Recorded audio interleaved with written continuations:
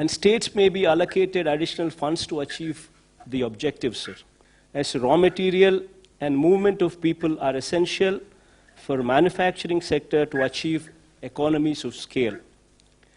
Though goods transport is allowed, sir, there are large obstructions to such movement, as many states have been enforcing stricter measures on migrant labor and such movements. Already my state has suffered heavily as manufacturing has come to a standstill and agriculture is not able to market the producer, as markets across and the retail trade across the country are closed down, and we being net surplus in most of the agricultural commodities are facing the brunt, sir. Sir, we have provided a minimum support price for almost all agricultural produce due to the above situation. And because of such support, our finances are severely affected. And our consumption is limited, sir. The restrictions on interstate transport of goods has to be fully removed by all the states, and a situation has to come, sir, when a truck driver, without fear, should be in a position to travel anywhere with his goods without fear of being detained or quarantined, sir. We may all agree that the economy cannot be revived unless there is free movement of goods, migrant labor, and for this interstate boundaries must erase, sir. Sir, public transport is another sector which is affected unless restrictions on public transport across the states is lifted, sir. Movement of persons for attending to their work will be a major problem. Many people commute to their work, including the migrant labor. And if it is not allowed, sir, economy will not come back to normalcy. Sir, currently we've seen a situation where migrants are moving back to their original states. But if they don't come back once again to the states where they were earlier working, normalcy could never come back, sir. And for this, the stigma and the fear should go, sir. So sufficient physical distance inside the buses may, however, be maintained. Masks and sanitizers may be made mandatory in public transport. Similarly, sir, shopping centers can also be allowed to function with physical distancing and masks made compulsory, sir. Sir, while framing standard operating procedures, following points may be kept as the central idea, sir. Norms regarding physical distancing, norms regarding usage of masks, personal hygiene, special focus on rural and urban sanitation, sir. So the measures of upgrading our health infrastructure, sir, what I've just spoken about it some time back, sir, will cost us around 16,000 crores of rupees, sir. Being a new state, we would require support of the union government in achieving this objective. But, sir, apart from what you fund, sir, if the union government can support us by way of interest-free or low-interest loans with long-term repayment period, then we can achieve this objective easily, sir. All our hospitals would be upgraded to the national standards from the village level to the teaching hospitals, and we would in turn build 16 more teaching hospitals, what would be the need of the hour, sir. Sir, we would also request that such loans towards health infrastructure, sir, may not be made part of the FRBM limits, so as to give us flexibility in ensuring other sectors do not face such fund crunch, sir. Sir, coming to MSME sector, sir. See, MSME sectors is one sector, sir. In our state, we have around about 97,000 MSME units, sir, which deploy almost 9,70,000 people. Meaning to say, sir, every unit employs 10 people, sir, approximately. Sir, until and unless this sector is protected, until and unless this sector is handheld, this sector will collapse.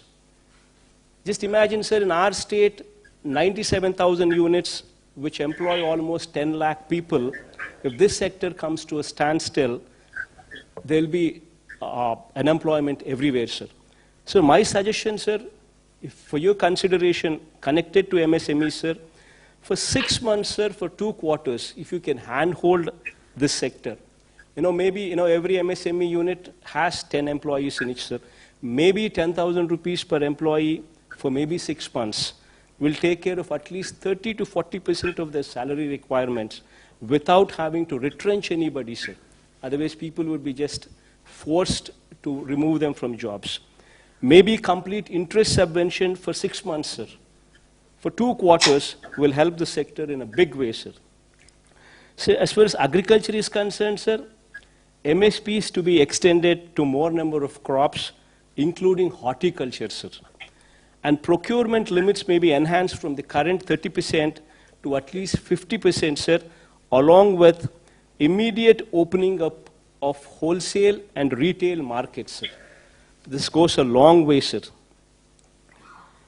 Sir, I would like to also state that our state finances have been severely affected, sir, which also requires your generous support.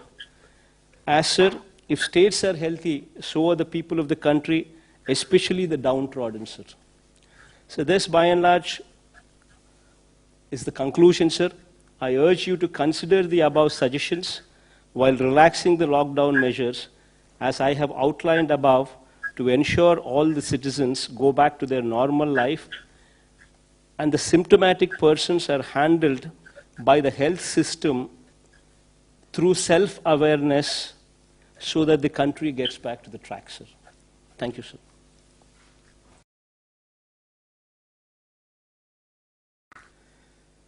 Sir, with 3,253 tests carried out per million population, Andhra Pradesh stands exemplary, sir. With 1.14% positivity rate, Andhra Pradesh has one of the least positivity rates in India, sir. And our mortality rate with 45 deaths stands at 2.27%. 3 rounds of syndromic survey have already been completed in our state, and approximately 30,000 people have been identified as vulnerable by our volunteers, ASHA workers, and ANMs. And we have tested all these cases as well, sir. Sir, having said all these, sir, however, after 6 weeks of lockdown, we need to look back at what we have learned and how we need to move further. Sir, in my experience handling COVID response in my state, I strongly believe that, sir, first and foremost, if we need to get back to normalcy, the stigma over corona-positive persons has to end, sir. Until and unless this fear and this stigma ends, we will not move forward. Corona has been made into such a stigmatic subject that families with persons who are positive are facing severe problems of social ostracization, sir. This has resulted in people not coming forward to report symptoms, which defeats the entire purpose of testing and identifying infected people. The current containment strategy of demarcating an area as containment cluster and that of institutional quarantining may be re-examined, sir. And as we move towards a strategy of public awareness, self-reporting of symptoms, testing, treatment, and self-isolation, without fear or stigma, should come into the forefront, sir. If we can create awareness that 97% or 98% of the cases are curable, and only mild symptoms will occur in 85% of the cases, then stigma attached will go away, sir. So we need to make people prepare themselves to live with coronavirus till a vaccine is produced. Awareness on physical distancing, use of masks and hand sanitizers, and maintaining general hygiene needs priority in these times, sir. So SOPs need to be evolved for workplaces, manufacturing units, and public places, including markets. Sir, people who have symptoms should be encouraged to come forward themselves for assessment, testing, and treatment without stigma or fear, this should be facilitated by notifying the assessment cum sample collection centers and COVID-19 hospitals. We may also provide access to telemedicine facilities and call center facilities to avail services for assessment and testing and treatment. High-risk persons need to be educated, made aware of the risks, and public should be explained about how to home isolate on their own, sir. Sir, physical containment strategy, which involves drawing of circles and circles and institutional quarantining, should also have an exit plan, sir. And the stigma should be done away with.